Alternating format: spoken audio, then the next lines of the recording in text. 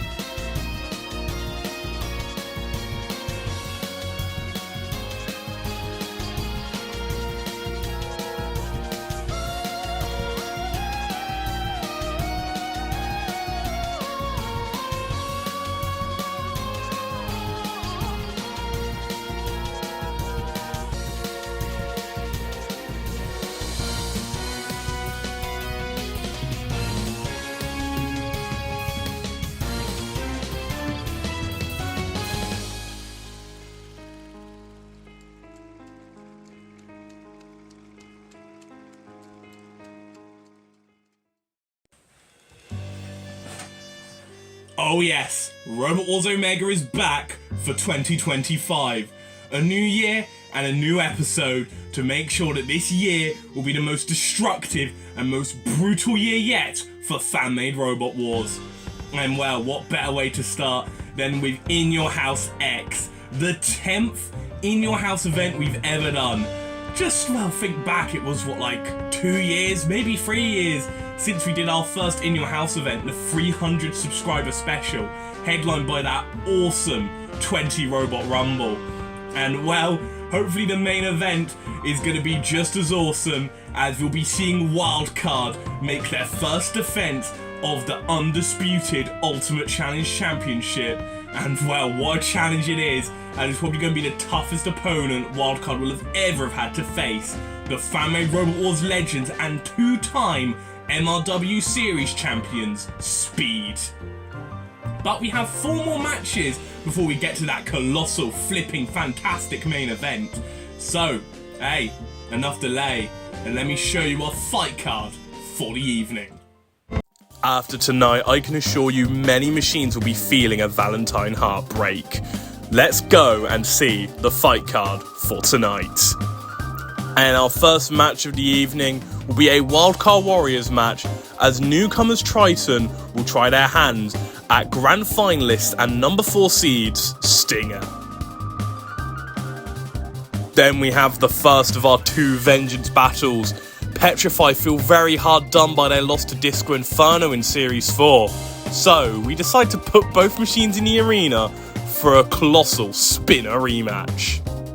Another grudge match, as Biohazard, completely redesigned, wants to have another crack at Hypershock. Remember last time these two fought, Hypershock beat them in a matter of seconds. Biohazard hoping to do a little bit better here against the former champs. Then it's the first of our 2 title matches, as challengers and former champions Tornado and Roadkill 2 take on the newly crowned champions Diamond Storm and Cyanide. This is bound to be a colossal match. And in our main event, it's a matter of Icon versus Icon. Fan-made Robot Wars icons of the past, Speed, will be taking on a new icon and the current Undisputed Ultimate Challenge Champions and Series Champion, Wildcard. Oh boy, let me tell ya, this is going to be a good one. So that is our fight card for In Your House X. Back to the studio. And I bet you're just as excited as I am for those matches. As well, judging by the look of things, they look pretty good. And the 2 house robots overseeing the action for tonight is Rhino and Virus. The deadly duo, the Terror Twins, are back in the war zone yet again. So, let's just get straight to our first match, the Wildcard Warriors. Roboteers, stand by.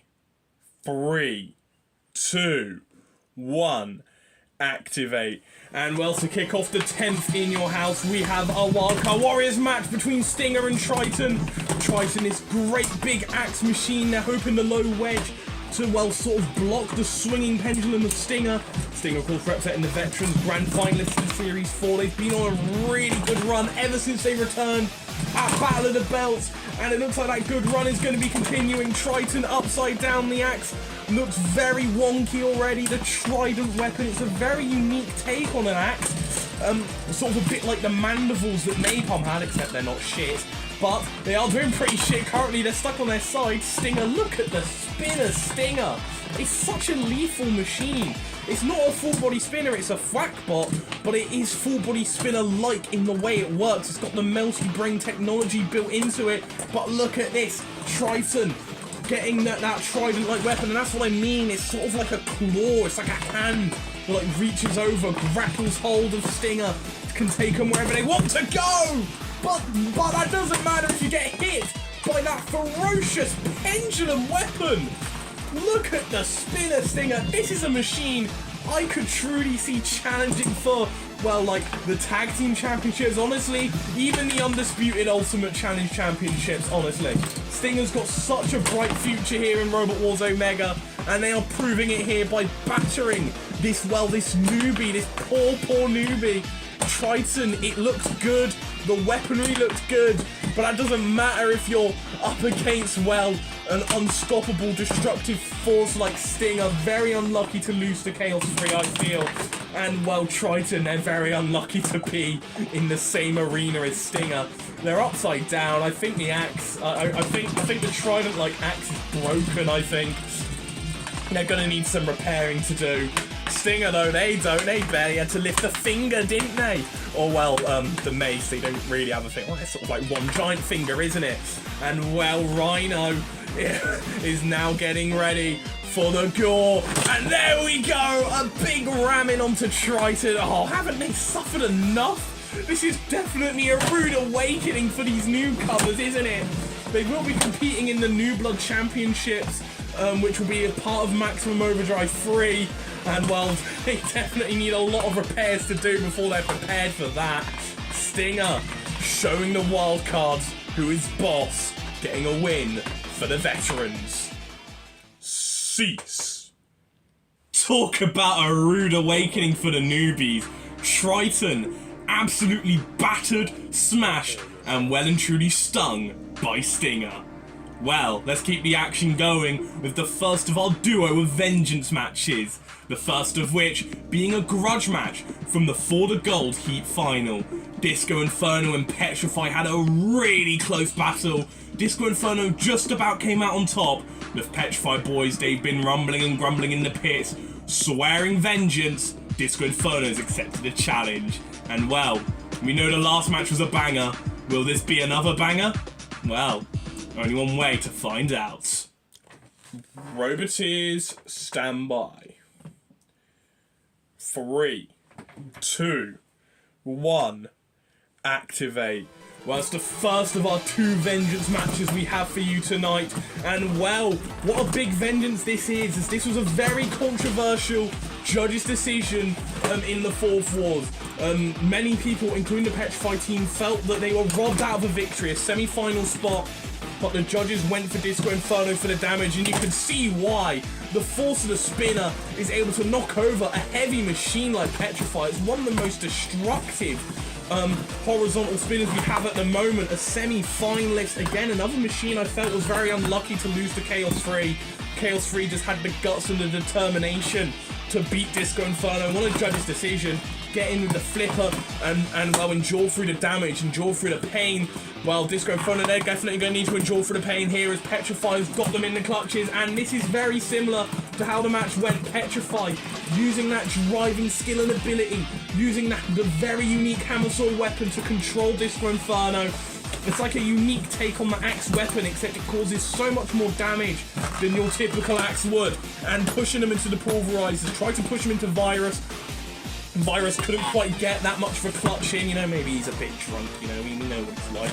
He actually took the day off in payback, and oh! Now that's some damage! Disco Inferno getting at the side, I think on the spike. has been really badly damaged. It's been ripped asunder. Disco Inferno trying to go for that spike, trying to rip it completely off. Both machines very durable, so something like superficial damage could be costly when the machines are just that tough and able to just tough it out. Something like superficial damage, yeah, the spike is completely came off. Now this could be costly in a case of a judge's decision. Disco Inferno revving up that flywheel weapon again. And well, I think this could be going the same way, except in more decisive fashion. It was so close. Disco Inferno wasn't able to cause the damage, but now they are causing the damage. They are bringing the pain. They bring the pain. Shout out to JPEG Mafia. Vulgar display of power. This is a vulgar display of power at the hands of that mighty, mighty flywheel spinner. Petrify, can they self-right using the weapon? Disco Inferno not giving them a chance. I think they want to rip the weapon clean off. I think they want to prove that it was no fluke, that they could beat Petrify. Petrify stuck on its side. Disco Inferno. And well, when the first half was Petrify, ever since that spike came off, the match turned on its head. But again, look at this, Petrify grappling hold of Disco Inferno. It's into Virus's clutches. Virus lifting Disco Inferno up. Is going to try and take them around the arena. And well, was that too little too late? Another big hit from Disco Inferno. They're upended, they're inverted. Petrify ending the match off strong. But will the middle section, where it was Disco Inferno showing what they were made of, doing the damage, will that turn the tide? Or will the strong beginning and end for Petrify turn the tide? It's gonna be close, this. Cease. Our first judge's decision of the night. And well, just like their first encounter, this is very close. A true battle of two halves. But the judges feel that as a result of the damage sustained losing the spike, the judges have given the win to Disco Inferno. Commiserations, Petrify. You just gotta suck it and eat it, that Disco Inferno is just a better machine. Well, we have one more Vengeance battle before we go into our two title matches. And well, this one is more of a want for redemption. Biohazard lost in a matter of seconds to Hypershock in the last ever US Championships we did, way back in Maximum Overdrive 2. Biohazard completely rebuilt. They're looking to make a better fist of things against the former champions. So, why do we put both of these all-American titans in the war zone one more time? Roboteers, stand by. 3, 2, 1. Activate. Well, this is a grudge match from Maximum Overdrive 2. We thought it'd be fitting to have a Maximum Overdrive grudge, considering that, well, Maximum Overdrive 3 is coming later in the year, and well, we all know what happened when these two fought each other. It was Hypershock who beat Biohazard in such quick fashion, but Biohazard completely rebuilt since then, and they got these low skirts. The question is, can the former champions Hypershock get in underneath the skirts of, well, Biohazard? Two really successful machines. Hypershock more successful, former grand finalist, but Biohazard a multiple time grand finalist in the pre-series days. They've not competed in the main series, but in the pre-series they competed many times, never failed to well, win a heat, I believe. It's a very consistently successful machine, and they are getting in those big lifts there onto Hypershock, but Hypershock getting the spinner in underneath. And the thing is, I don't know if Biohazard can self-right. The team are unsure of it as well. They're not sure if the skirts will get in the way of it self-righting or not. They aren't too sure of that yet. But that, again, it's such a low machine. But what on earth has happened to the 4-bar lifter? And the 4-bar lifter, I think it's just exploded. I think that's a horrible, horrible malfunction for a robot to have in the middle of a battle. And well, Biohazard, they are weaponless. They're going to need to rely on the low ground clearance, the driving ability. That wasn't even the fault of Hypershock. I think just the weapon. It's just the wear and tear of the big flips it was doing. Hypershock in a big heavyweight machine. I think that just took a toll on Hypershock. Can't get in underneath the skirts of Biohazard. Well, if they get flipped over now, they definitely won't be able to self-right.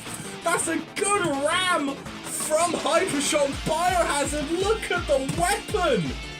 It looks so good in Your House Payback when it won when it won that melee of all the pre-series 1 grand finalists, but right now they are in so much trouble, a whole heap of trouble. They can't use the weapon to get off the arena wall, and I think Virus is going to take out Biohazard. What a shame. It looked like vengeance was going to be served, but in the end, no vengeance for Biohazard. That is not a good look for them. They need to get that fixed. They're upside down now. They can't self-right at all. The weapon isn't working. Virus lifting up Biohazard. That is a mammoth repair job they need to do. Hyper Shock, more luck than judgment, but it is a win nonetheless for the former champions. As Virus, well, you got a bit of Biohazard stuck in your teeth there. Cease. A brilliant start for Biohazard, but a horrible ending. Hyper Shock, more luck than judgment perhaps, but they took advantage of the flipper malfunction Biohazard sustained, and well, they get the victory. Sadly, no vengeance is served in either of our 2 grudge matches. But now it's time for our big title matches, the first of which being the Tag Team Terror titles on the line, as the newly crowned champions Diamond Storm and Cyanide take on former champions Roadkill and Tornado. Oh, this is going to be a barn burner. Let's get to it. Roboteers, stand by. 3, 2, 1, activate. Well, so far this episode's been proving to be very cursed. In every one of the battles, there's been at least one major malfunction to one of the competitors, whether it was Triton's axe, one of the spikes of Petrify flying off, or well, whatever the bloody hell just happened to Biohazard in its vengeance with Hyper Shock. So will that happen here? Well, hopefully not as well. The Tag Team Terror titles are on the line.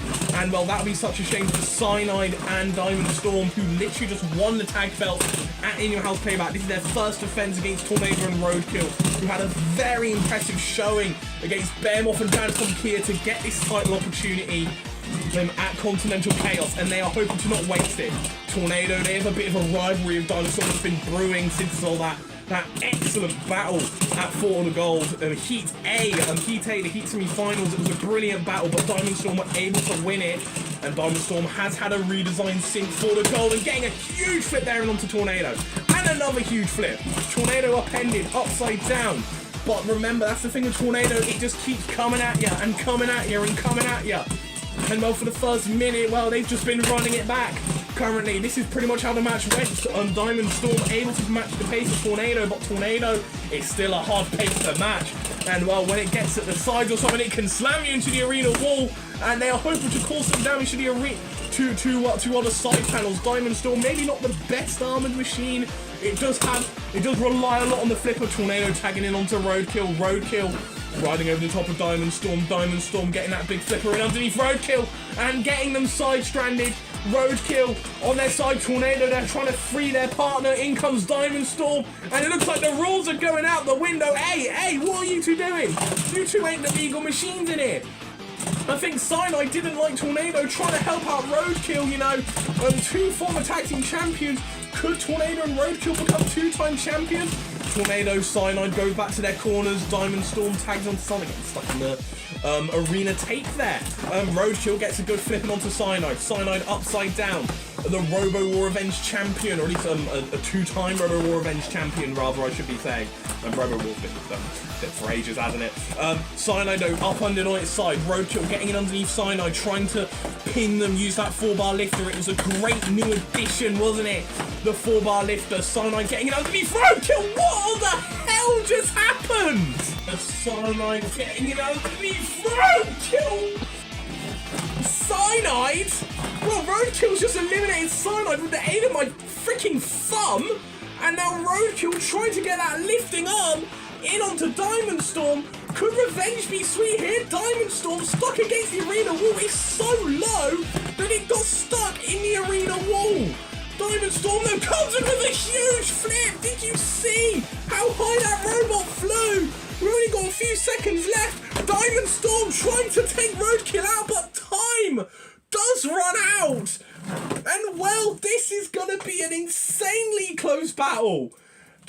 That was all Diamond Storm and Cyanide until, well, near the end. I don't even know what happened to Cyanide. But could something as costly as that cost it for our newly crowned tag team champions? Either way, judges, get ready for some hate mail, because I feel this is going to be controversial. Cease. And I am just getting words from the judges that this is one of the closest matches they've ever had to call. And well, it's one of those cases where no matter who wins, it's going to be controversial. But alas, a decision needs to be made.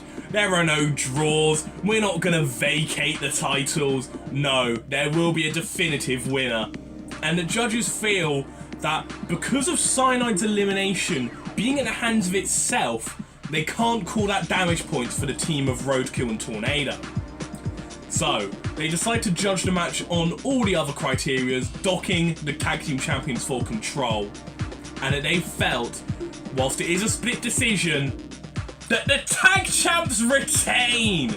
Yes, this is going to be one controversial call, I feel. Some could argue that the tag champs shouldn't have won as a result of, well, Diamond Storm and Cyanide losing a team member.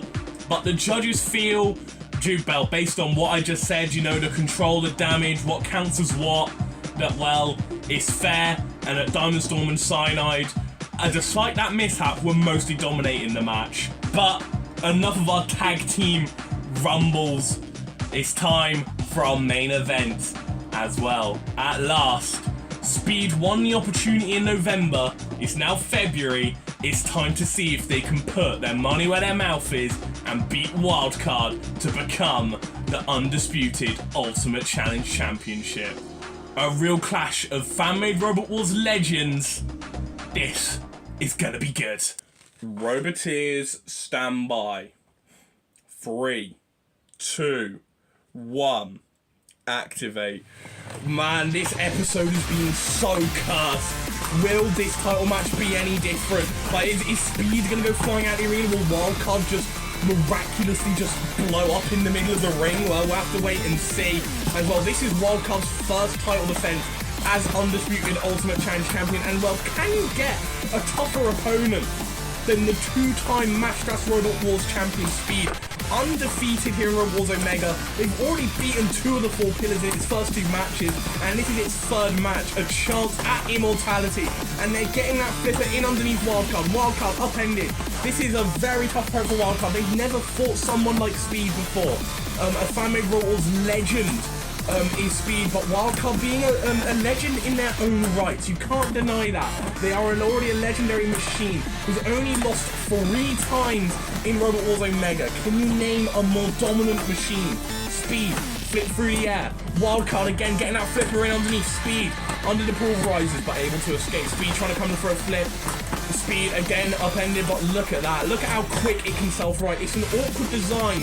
Be worried that it would struggle to self-right, but look at how effectively it can self-right. It sort of like rolls over.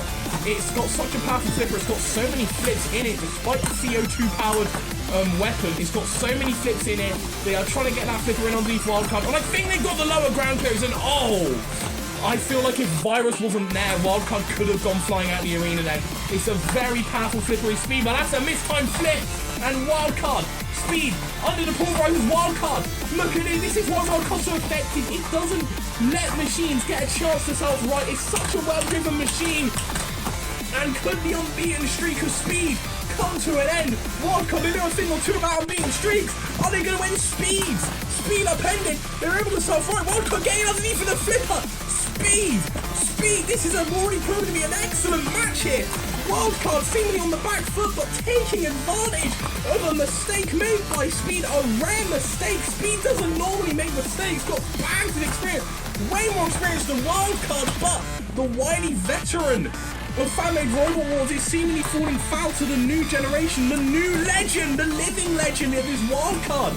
Speed again, Wildcard taking advantage. Speed's low at the front, but everywhere else, Wildcard's got the advantage! And they silence the challenge of Speed. And well, Speed, they were never the same really after that mistake. And that is why Wildcard is probably the greatest machine in Robot Wars Omega history. It's gonna take a lot more than experience and accolades to beat a machine like Wildcard, especially when the Undisputed Ultimate Challenge Championship is on the line. Great effort though, great match, great main event. Cease. What a main event that was, and well, what a close, hard-fought victory for the champions Wildcard. They retain the championship.